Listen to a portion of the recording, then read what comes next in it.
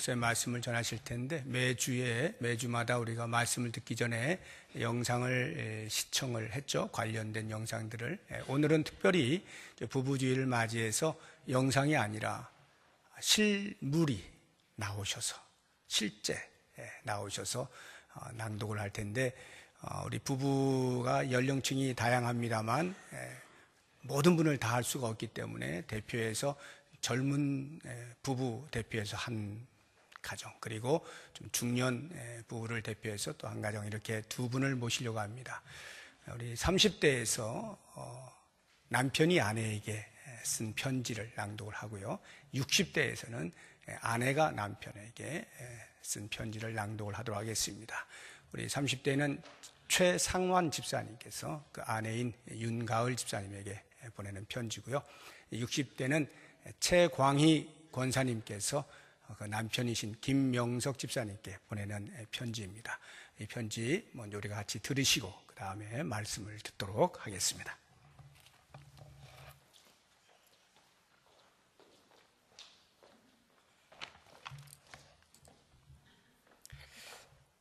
당신에게 쓰는 편지가 정말 오랜만인 것 같아서 미안한 마음이 앞섭니다. 당신을 처음 본 지 10년, 우리가 결혼한 지 벌써 5년이 되어가네요. 당신과 함께했던 시간들을 찬찬히 돌이켜보고 곱씹어 보았습니다. 당신을 처음 보았던 그 순간이 아직 생생합니다. 전교인 수련회에서 반팔 티셔츠에 모자를 쓰고 있던 풋풋한 당신에게 쭈뼛대며 아이스크림을 건네주던 나를 기억할지 모르겠습니다. 캄보디아에서 함께했던 더운 여름날들도 생각이 납니다. 수많은 사람들 속에 함께 있었지만 내 눈에 비친 당신의 모습은 유난히 빛났습니다. 호수공원에서 함께 산책하던 어느 여름날도 생각이 납니다. 유난히 더위를 많이 타는 당신을 생각하며 망고 주스를 사들고 뛰어가던 나를 당신은 환한 미소로 반겨주었습니다. 무더위 속에서도 산책이 즐거웠던 우리였습니다. 나의 평생에 당신만을 사랑하겠다고 하나님 앞에서, 성도들 앞에서, 그리고 당신 앞에서 고백했던 그의 8월을 기억합니다. 보라보라 섬의 에메랄드빛 바다와 나의 공주님은 참으로 잘 어울렸습니다. 취업과 육아에 대한 어려움, 그리고 직장 생활에서의 어려움, 그리고 서로에 대해서 알아가고 맞춰가는 과정에서 어려움도 있었습니다. 비온 뒤 땅이 굳어진다는 속담과 같이 서로의 포즐 조각이 맞춰지듯 서로에게 점점 맞춰가는 우리의 모습도 발견하였습니다. 소나기처럼 몰아쳐간 그 시간마저도 나에겐 소중한 것이 같습니다. 얼마 전 다녀온 해운대 백사장에서도 좋은 추억을 만들었습니다. 당신과 나를 닮은 새하얀 백사장에서도 밝게 빛나는 별이를 바라보는 우리의 얼굴에 미소가 끊이지 않았습니다. 아무리 기분이 안 좋아도 별이를 쳐다보면 한박 웃음을 짓는 우리는 너무 닮아 있습니다. 8월에 태어나는 우리 둘째도 여름아이답게 우리가 뜨겁게 사랑해 주겠죠? 이제 조금 편해졌는데 다시 고생 시작이라는 생각은 들겠지만 별이가 우리에게 주었던 그 큰 기쁨을 다시 느낄 수 있다는 긍정적인 면만 생각합시다. 당신과 함께한 나의 시간들은 뜨거운 여름을 닮았습니다. 여름날의 소나기처럼, 때로는 장마처럼 당신의 마음을 아프게 했던 순간들도 물론 많이 있었고 앞으로도 비 소식이 종종 있을 겁니다. 하지만 그럼에도 매 순간 그 자리에서 뜨겁게 타오르는 태양과 같이 당신을 뜨겁게 사랑하겠습니다. 여보, 나를 바라보는 당신에게서, 별이를 바라보는 당신에게서, 주변의 어려운 사람을 바라보는 당신의 마음에서, 그리고 쉽지 않은 삶의 매 순간순간에서 하나님께 순종하려고, 하나님께 앞에 엎드리려고 노력하는 당신의 모습 속에서 하나님의 형상을 발견할 수 있었고 당신을 통해서 예수님의 마음을 알아갈 수 있게 함에 감사해요. 예수님을 따르는 여정 속에서 지금까지처럼 항상 함께할 당신과 나의 모습이 기대됩니다. 둘째 임신하면서 몸이 많이 힘들지? 내가 조금 더 인내하고 내가 조금 더 수고할게요. 체력이 저질이어서 미안해요. 식스팩 새겨진 남편을 선물하겠다는 아직 지켜지지 않은 약속도 잊지 않고 있고 마음의 부담감으로 잘 간직하고 있습니다. 지금 내 모습이 당신 마음에 꽉 차진 않겠지만 시간이 지남에 따라 점점 채워갈 수 있도록 더 많이 노력할게요. 날 기쁘게 만드는 당신도 간혹 날 힘들게 하는 당신도 모두 내가 사랑하는 당신의 모습임을 고백합니다. 당신이 앞으로 어떻게 변해가든 5년 전 우리의 약속처럼 항상 그리고 평생 당신만 사랑할게. 섹시한 남사슴 사랑해. 감사합니다.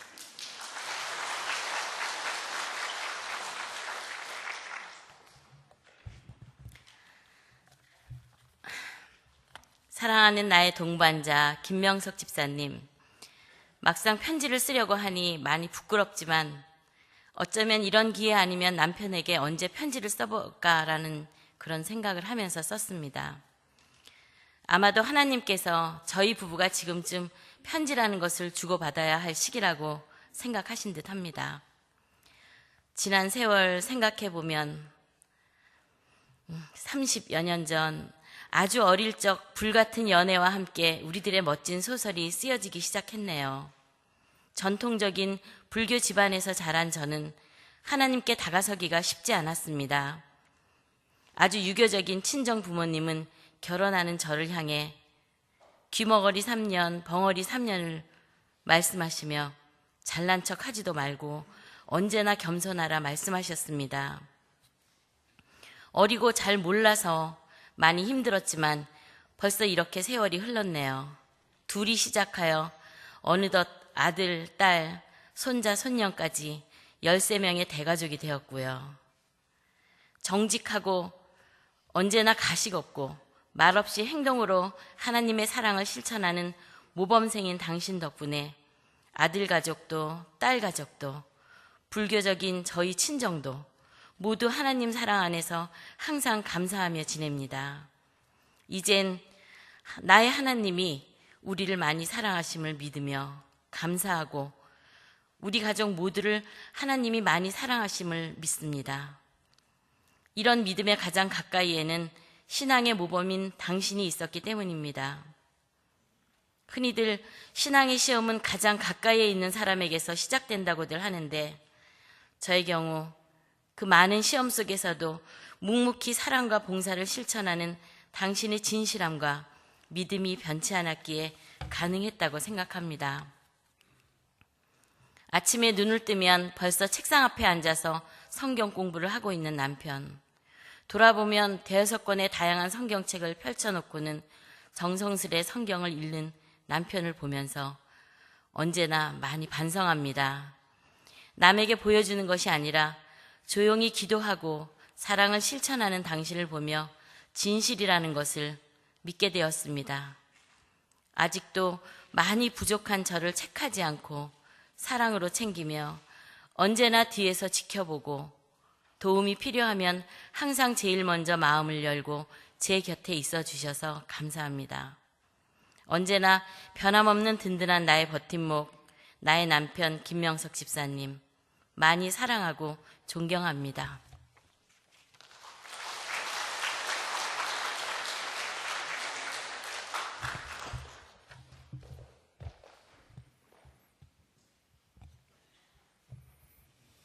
오늘은 부부 주일입니다. 세상에서는요, 21일 지난 월요일이었죠. 둘이 하나 되는 날이어서 부부의 날로 지키고 있고요. 저희 교회에서는 5월 넷째 주를 부부의 주일로 지키고 있습니다. 그리고 그 주일에 제가 이렇게 말씀을 전하고 있는데요. 사실 말씀을 전하려고 하는데 마음의 부담감이 너무 많이 있습니다. 먼저는 이 목이 안 좋아가지고 자꾸 기침이 나와서 이렇게 아름다운 목소리로 이렇게 설교를 해야 되는데 그러지 못할까 많이 걱정이 되고요. 또 한 가지 부담감은 무엇인가 하면 이 부부의 주일날 어떤 걸 설교할까 고민하고 여러 가지 말씀을 들었는데요. 다 내용이 거기서 거기고 또 비슷한 내용들이 많이 반복되더라고요. 그래서 무엇을 전할까 고민하는 게 굉장히 부담스럽고요. 그리고 가장 부담스러웠던 건 이 설교를 제 아내도 듣는다라는 겁니다. 네, 이 자꾸만 아내의 눈치가 보여지는 거예요. 지난주에도 저희 아내가 그러더라고요. 뭐라고 말하는가 하면 저를 막 놀리는데요. 아, 실망이야. 하나님 기쁘시게 하는 부부가 이런 모습이야? 저한테 이렇게 얘기를 하니까 제가 할 말이 없더라고요. 네. 그래서 제가 뭐라고 반격했는가 하면 그렇게 자꾸 갈구면 제 설교에 등장할 수 있어요. 이렇게 제가 이렇게 농담으로 얘기했었는데요. 이 설교를 하기는 하지만 이 설교를 하면서 혹여나 제 발을 찍는 것은 아닐까 하는 부담감이 있습니다. 그래서 지난 한 달 동안, 아니 특별히 지난 일주일 동안 숨죽여 살았습니다. 트집 잡히지 않으려고. 설교하고 나서 왜 그래 이런 트집 잡히지 않으려고 숨죽여 살았고 성질도 죽이면서 살았는데요. 쉽게 되지는 않는 것 같습니다. 아무튼 여러분, 우리가 하나님을 기쁘시게 하는 부부에 대해서 함께 말씀을 나누고자 하는데요. 사실 그 모습이 어떤 모습인지 우리가 모르는 것은 아닙니다. 어떤 모습을 하나님이 기뻐하실지 우리는 대충 다 알고 있습니다. 사실 우리에게 부족한 건 그것을 실천하는 게 참 어려운 것 아니겠습니까? 그럼에도 불구하고 오늘 이렇게 말씀을 통해서 하나님을 기쁘시게 하는 부부의 모습이 어떤 모습일까 다시금 생각해보고 도전할 수 있기를 소망합니다. 제가 성경 인물 중에 누구를 좋아하는가 하면 이삭을 참 좋아합니다. 있는 듯 없는 듯 순종적인 그 이삭의 모습이 저는 참 좋게 여겨지는데요. 오늘은 특별히 이삭과 리브가의 가정을 통해서 하나님이 기뻐하시는 모습이 무엇일까 함께 생각해 보고자 합니다. 우리가 읽은 본문의 내용은 리브가를 아내로 맞이하는 이삭의 내용입니다. 리브가를 아내로 맞이하는 그 성경의 본문 속에서 하나님이 기뻐하시는 가정의 모습이 무엇인지 3가지 정도만 함께 생각해 보고자 합니다.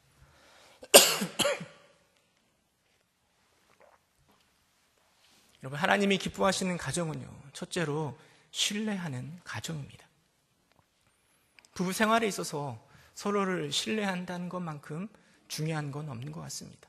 만약 남편이 또 아내가 배우자를 신뢰하지 못한다면 그 부부 생활은 참 피곤해질 거예요. 늘 의심하고 확인해야 되고 딴짓하는 것은 아닌지 늘 생각해야 되기 때문입니다.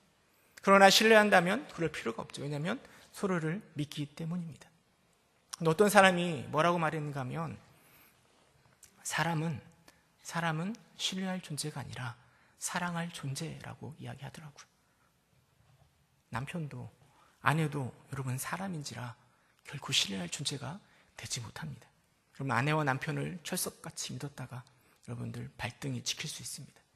제가 말하고자 하는 신뢰하는 가정, 이것은요, 서로가 신뢰하는 가정을 이야기하는 게 아니라 하나님을 신뢰하는 가정을 말하는 것입니다.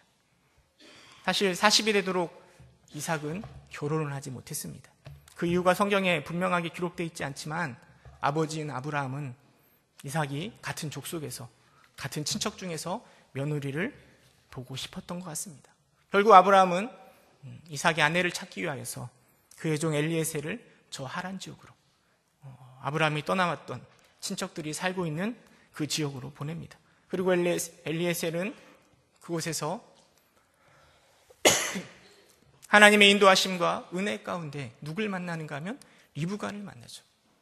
그리고 그녀를 이삭의 아내로 점찍고 리브가를 데려오고 있는 중입니다. 근데 여러분 한번 생각해 보시기 바랍니다. 엘리에셀을 보고 따라 나서는 리브가의 심정이 어땠을까요? 결코 쉬운 일이 아닙니다. 사랑하는 가족들을 떠나야 하고요. 또 남편 될 사람은 본 적도 없잖아요. 그냥 저 종을 보고 따라 나서야 되는데요. 여러분, 리브가가 무엇을 보고 가족들을 떠날 수 있었을까요? 리브가의 결단에는 종이 들려주는 그 하나님 이야기, 종이 밥도 먹지 않고 리브가를 어떻게 만나고 하나님이 어떻게 인도해 주셨는가에 대한 이야기를 듣고 하나님을 신뢰하고 그를 따라 떠나간 것입니다. 리브가를 맞이하는 이삭 역시 마찬가지입니다. 직접 한 번도 보지 못한 처자를, 종이 데려오는 그 여인을 무조건 아내로 맞이하려고 준비하고 있습니다. 이것은 하나님의 인도하심에 대한 믿음이 있고 신뢰가 있기 때문에 그 신뢰 속에서 하나님이 리브가를 아내로 맞이하고 있는 것입니다. 이처럼 이삭과 리브가는 그 길을 인도하시는 하나님을 향한 신뢰 속에서 시작된 부부라 할 수 있습니다. 물론 이런 극적인 상황이 우리 모든 가정마다 나타나는 것은 아닙니다.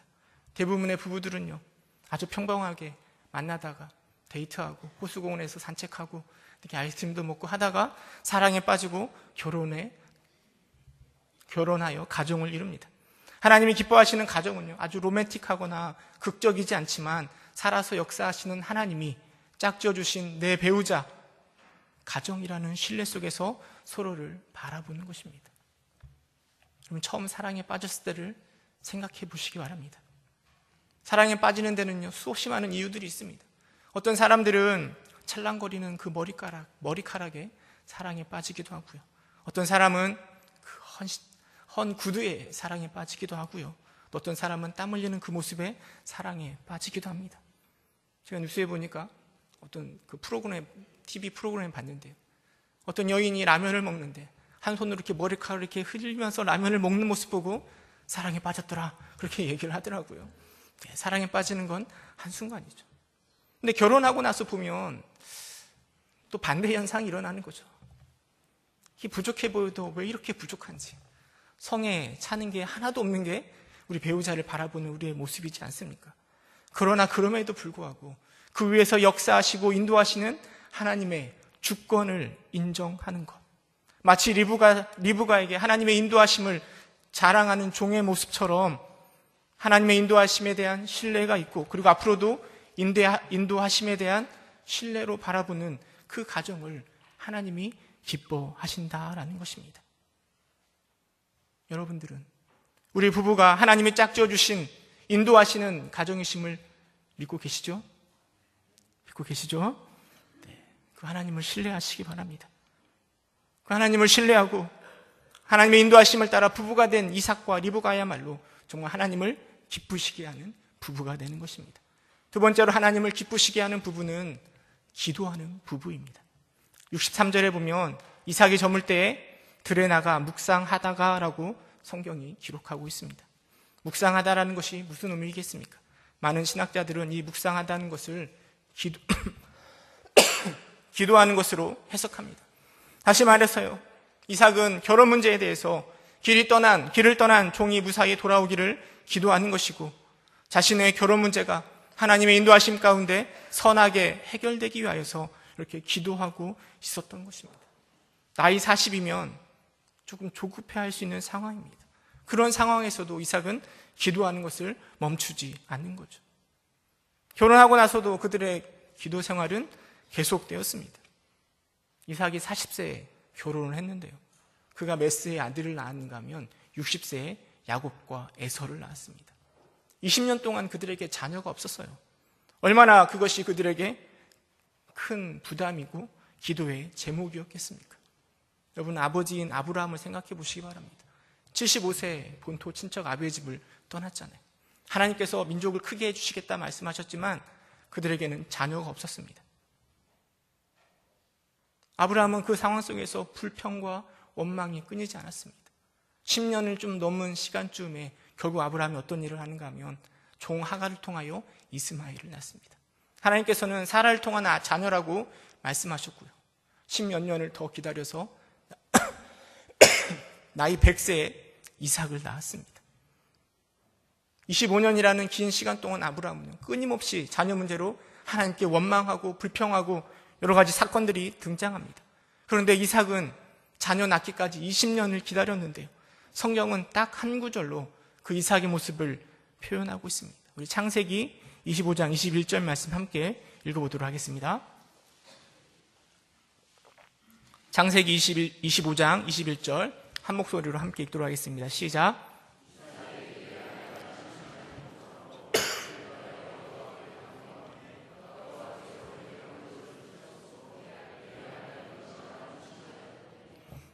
20년의 긴 시간을 딱 한 구절로 설명하는 거예요. 하나님을 신뢰하는 부부는요, 이렇게 기도하는 것입니다. 물론 그들의 기도의 제목이 하루아침에 이루어지진 않았습니다. 무려 20년이라는 긴 시간 동안 그들은 끊임없이 자녀를 놓고 함께 기도하고 기도하였습니다. 누구에게나, 어떤 가정이나 어떤 부부에나 다 해결하기 힘든 어려운 문제가 생겨납니다. 없는 집이 없죠. 근데 여러분, 그런 상황 속에서 우리들은 무엇을 먼저 하고 계십니까? 물론 여러 가지 고민하고 생각하고 어떻게 하면 해결할 수 있을까 고민할 필요가 있습니다. 그러나 우리는 이런 가정 문제에 대해서 부부가 함께 얼마나 기도하며 공유하고 함께 이걸 가지고 하나님 앞에 내어 맡기고 있습니까? 하나님을 신뢰하는 가정은요, 모든 문제들 앞에서 당연하게 무릎 꿇게 되어 있고 하나님의 인도하심을 간구하는 것입니다. 이게 바로 하나님이 기뻐하시는 가정의 모습입니다. 물론 기도한다고 다 이루어지는 것 아니죠. 그러나 기도를 통하여 그 문제에 담겨져 있는 하나님의 뜻이 무엇인가를 발견하고, 그리고 기도를 통하여 하나님의 뜻을, 그 시각들을 가지고 함께 기도하고 함께 부부가 공유하는 것이 얼마나 아름다운 모습이지 않겠습니까? 서로를 위해서 기도해 줄 수 있는 동역자가 있다라는 것, 여러분 꼭 부부가 함께 기도하는 일에 도전해 보시기 바랍니다. 그게 바로 하나님이 기뻐하시는 부부의 모습입니다. 세 번째로 하나님이 기뻐하시는 가정은 서로 사랑하는 가정입니다. 서두에 사람은 신뢰할 존재가 아니라 사랑할 존재라고 말씀드렸잖아요. 부부는 더한 것이죠. 사랑하기 위해서 가정을 이루는 것 아니겠습니까? 67절에 보면 이렇게 말하고 있습니다. 이삭이 리브가를 인도하여 그의 어머니 사라의 장막으로 드리고 그를 맞이하여 아내로 삼고 사랑하였으니 이삭이 그의 어머니를 장례한 후에 위로를 얻었더라. 이삭이 리브가를 맞이할 때가 나이가 40이었고요. 그리고 그의 어머니 사라가 죽을 때가 이삭의 나이 37세였습니다. 결혼하기 전 3년 전에 어머니가 돌아가셨는데요. 어머니가 돌아가신 것들이 그 가정에 큰 어려움이고 큰 슬픔이 그 안에 굉장하였을 것입니다. 그런데 이삭이 리브가를 인도하여 사라의 장막으로 드리고 아내를 삼고 그리고 그를 사랑하였다라고 기록하고 있습니다. 뿐만 아니라 그 사랑하며 이삭에게도 어머니를 잃은 그 큰 슬픔을 리브가로 인하여 위로받았다라고 성경이 말해주고 있습니다. 서로의 아픔에 대해서 위로가 되어주고 힘이 되어주고 서로 사랑하는 것이 바로 하나님이 기뻐하시는 가정의 모습입니다. 그런데 요즘 부부의 모습들을 바라보면 이런 모습이 자꾸만 파괴되어져 가는 것 같아서 안타깝습니다. 어떻게 하면 책임을 지지 않고 나를 중심으로 가정을 이끌어 갈까만 생각하고 있는 것 같습니다. 여러분 혹시 졸혼이라고 들어보셨나요? 졸혼. 졸혼의 뜻이 무엇인가 하면 결혼을 졸업하는 게 졸혼이랍니다. 일본의 작가 유미코라는 사람이 졸혼을 권함이라는 책을 썼는데요. 이게 사회적으로 이슈가 되고 있습니다. 몇 년 전만 해도 뭐가 이슈였는가 하면 황혼 이혼이라는 게 이슈였습니다. 그러니까 노년에 중년에 이혼하는 건데요.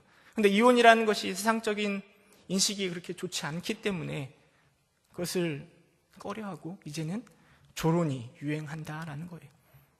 이혼은 결혼의 관계를 완전히 깨트린 거라고 할 수 있다면 졸혼은 그 법적인 관계를 그대로 유지하는 것입니다.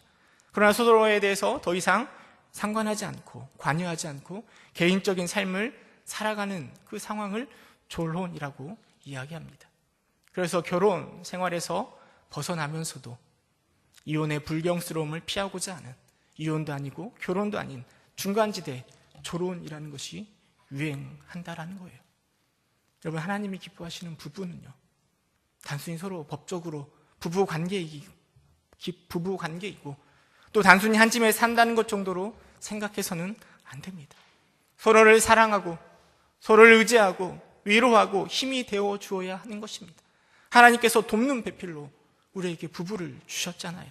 이게 바로 하나님이 기뻐하시는 부부의 모습입니다. 여러분의 부부 관계에서요. 나는 배우자에게 힘이 되고 쉼터가 되고 의지할 사람이 되어주고 계십니까? 네.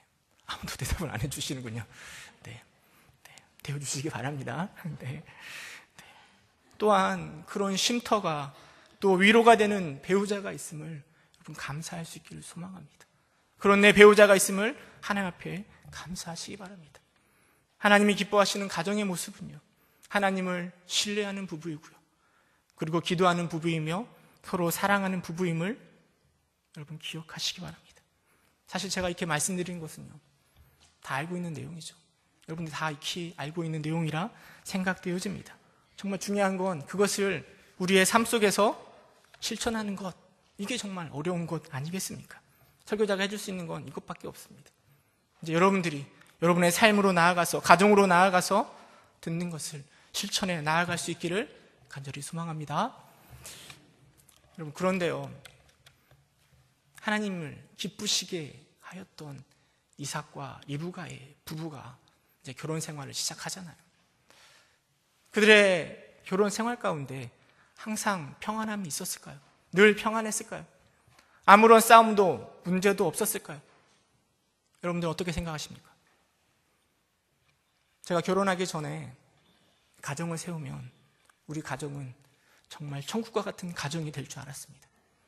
왜냐하면 저도 하나님을 잘 믿고 있고요. 나름대로 착하다라고 생각하고 있었거든요.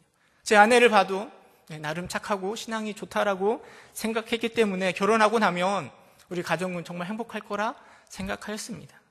그런데 결혼하고 나니까 전쟁터도 이런 전쟁터가 없는 것 같아요. 저희 어머니의 문제, 출산의 문제, 자녀의 문제, 생활 습관의 문제까지요. 달라도 어쩜 이렇게 다를 수 있는지, 싸울 거리가 얼마나 많은지. 제가 결혼한 지 10년이 좀 더 넘었거든요. 아직도 싸울 거리가 그렇게 많아요. 제가 일부 예배 때 이제 10년이 지나면 이제 싸울 거리도 좀 사라지겠죠? 이렇게 얘기했더니 저희 담임 목사님이 30년이 돼가니까 확연하게 줄어들더라 이렇게 말씀하시더라고요. 그것을 소망하면서 인내해야 될 것 같습니다. 여러분, 어떤 남자분이요, 아주 멋지게 여성에게 프로포즈를 했답니다. 목숨을 바쳐 사랑하겠노라, 그러니 나와 결혼해 주세요라고 여자분에게 말했는데요. 근데 여자가 그 프로포즈를 듣고 이렇게 이야기했답니다. 목숨을 바쳐 사랑하는 것은 바라지도 않습니다. 대신에 목숨을 바쳐 사랑하는 마음으로 평생 저녁 설거지만 해주세요. 여러분, 그랬더니 남자가 하는 말이요, 목숨을 바쳐 사랑은 해도 저녁 설거지는 조금 힘들겠다, 이렇게 말했다라는 겁니다. 여러분, 이게 바로 우리의 모습이라는 거죠. 사랑에 대한 이상은 가지고 있습니다. 그러나 현실은 또 다른 문제입니다. 이삭과 리브가가요, 정말 하나님이 기뻐하시는 부부의 모습으로 시작하였지만 그들에게도 심각한 문제가 나타납니다. 특별히 자녀의 문제입니다. 그리고 이 문제로 인하여서 그 집안이 풍지박산이 납니다. 하나님을 기쁘시게 하는 가정이었음에도 불구하고 말이죠. 여러분, 그들의 자녀 이름이 에서와 야곱 아닙니까? 쌍둥이인데요. 근데 그들이 태어나면서부터 엄마 뱃속에서 난리입니다. 서로 싸우고 하는 모습 때문에 부모가 하나님께 기도하였을 때 하나님께서 뭐라 말씀하셨는가 하면 창세기 25장 23절에 이렇게 이야기합니다. 우리 함께 읽어보도록 하겠습니다. 창세기 25장 23절 함께 읽겠습니다. 시작.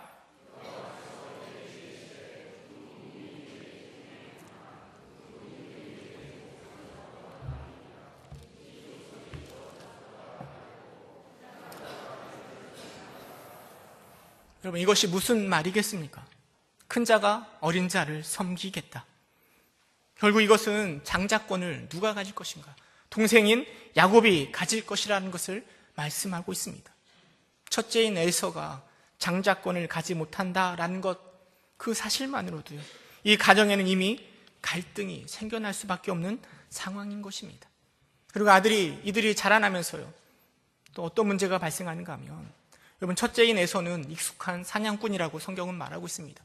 늘 들에서 사냥을 즐겨했고요, 이런 남성적이고 또 사냥한 음식들을 늘 챙겨다 주는 에서를 아버지인 야곱이 더 사랑했습니다. 더군다나 장자이잖아요. 그래서 더욱 그 사랑이 더했던 것 같습니다. 반면에 야곱은 조용한 사람이었고요, 장막에 거주하였다라고 성경은 말하고 있습니다. 조금은 여성스럽고 가정적인 둘째를 엄마인 리브가가 더욱 좋아했습니다. 더군다나 하나님께서 뭐라 말씀하셨는지 알고 있잖아요. 그래서 더 야곱에게 마음이 갔던 것 같습니다. 시간이 흘러서요, 이삭이 이제 나이가 많아지고 죽을 때가 되었을 때 장자로 에서를 생각하고 그를 축복하기 위해서 준비하고 있습니다. 근데 리브가가 볼 때 이것은 아닌 거죠. 하나님께서는 에서가 아니라 야곱에게 장자의 축복 주기를 원하신 것이잖아요. 결국 리브가가 어떻게 했는가 하면 사냥하러 나간 에서가 사냥하러 가는 사이에 야곱을 에서처럼 변장하여서 이삭에게 장자의 축복을 받게 한 것입니다. 여러분, 이 사건으로 그 가정이 풍지박살이 납니다. 돌아온 에서는요, 야곱의 속임수를 알고 야곱을 죽이려고 난리를 칩니다. 결국 야곱은 가나안을 떠나 리브가의 고향으로 도망칩니다. 그리고 리브가가 죽기까지 다시 고향 땅에 돌아오지 못하는 상황입니다. 단순히 야곱과 에서의 관계만 깨졌을까요? 에서와 아버지인 이삭의 관계는 어땠을 것 같습니까? 에서와 리브가의 관계는 어땠을까요? 아니, 리브가와 이삭의 관계는 어땠을까요? 하나님이 기뻐하시는 가정임에도 불구하고 이런 갈등으로 인하여서 순식간에 그 가정이 완전히 무너지고 마는 것입니다. 어떤 분은 이 결혼을 강물에 비유하더라고요. 두 개의 강물은 한 곳에서 만나기 전까지 원활하게 흐를 수 있지만 한 곳에서 만나면 서로 소용돌이를 일으킨다라는 겁니다. 왜냐하면 두 개의 강물은 상대방 강물의 흐름에 거슬리는 자기만의 흐름이 있기 때문입니다. 그래서 두 물줄기가 만나면 강력한 소용돌이가 발생하고 그리고 엄청난 급물살이 생겨나는 것은 너무나 당연하다는 것이죠. 그리고 그 물줄기가 바다를 향해 방향을 잡고 그리고 흐르기 시작하면 소용돌이는 가라앉고 새로운 물줄기는 더 넓고 더 깊게 바다를 향해 힘차게 흘러가는 것입니다. 여러분, 결혼도 마찬가지입니다. 아무리 하나님이 기뻐하는 가정이라 한들 부딪힘이 왜 없겠습니까? 왜 싸움이 없겠습니까? 중요한 건 그 강한 물살과 소용돌이를 어떻게 해결하는가? 어떻게 저 바다를 향하여 잔잔하게 흐르도록 하는 것 아니겠습니까?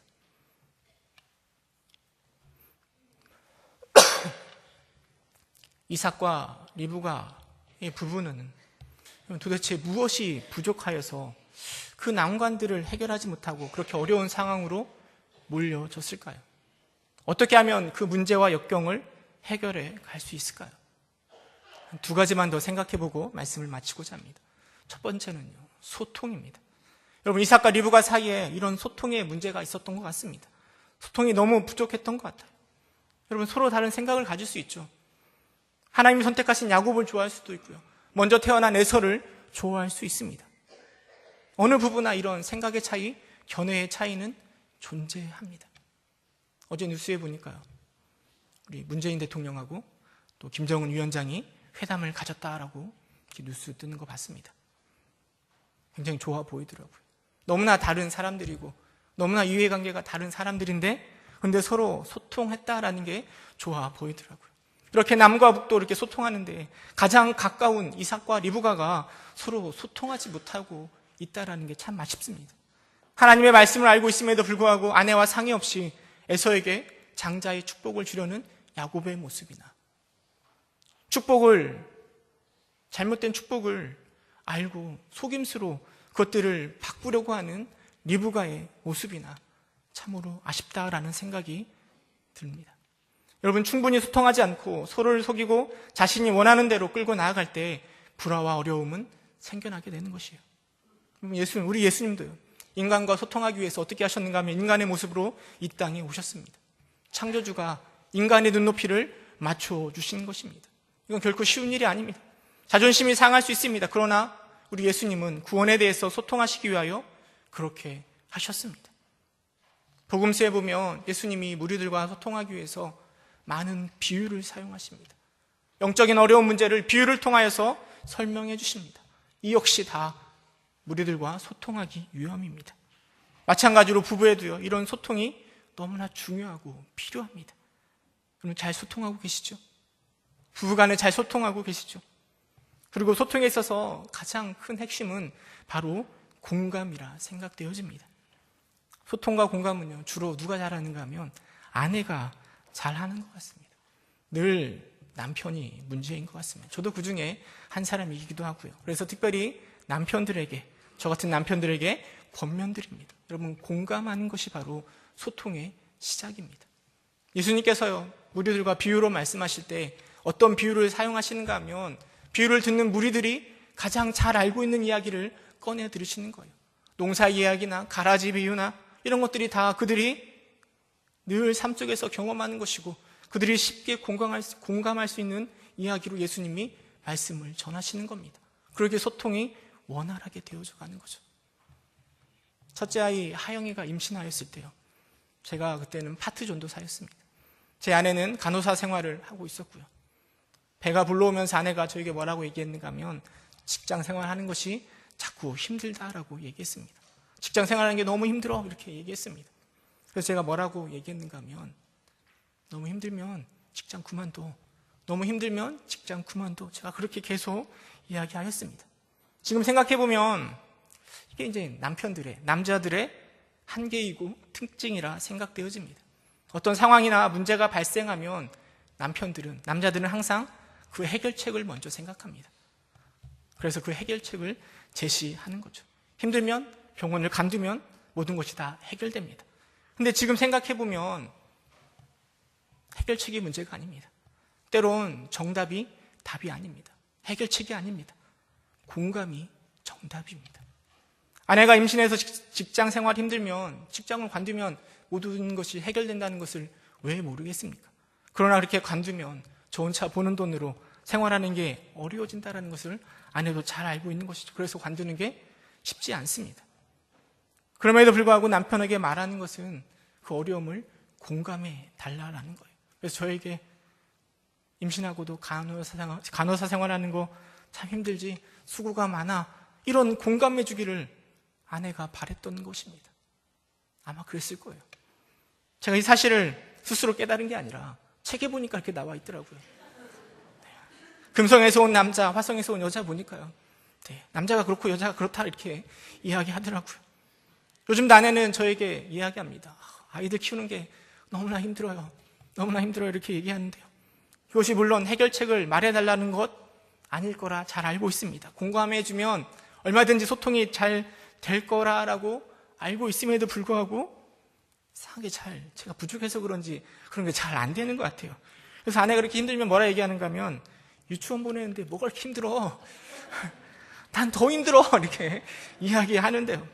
네, 그러면 이제 싸움이 시작되는 거죠. 네. 여러분, 정말 중요한 거는 부부간의 소통이 얼마나 이루어지고 그리고 그 안에서 공감이 얼마나 함께 이루어지는가, 여러분이 꼭 기억하시기 바랍니다. 만약에 리브가와 이삭이요, 비록 자녀에 대한 서로 다른 생각을 품고 있었지만 서로 공감하며 소통하였다면 어땠을까요? 리브가와 이삭이 서로 공감하며 소통하였다면 물론 싸움이 없을 수는 없겠지만 저 정도까지 가정이 파괴되지는 않았을 것 같습니다.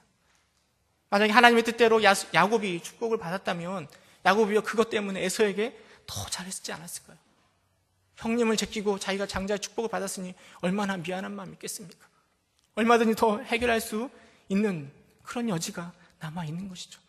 여러분, 공감에서 시작되는 소통에 도전하시기 바랍니다.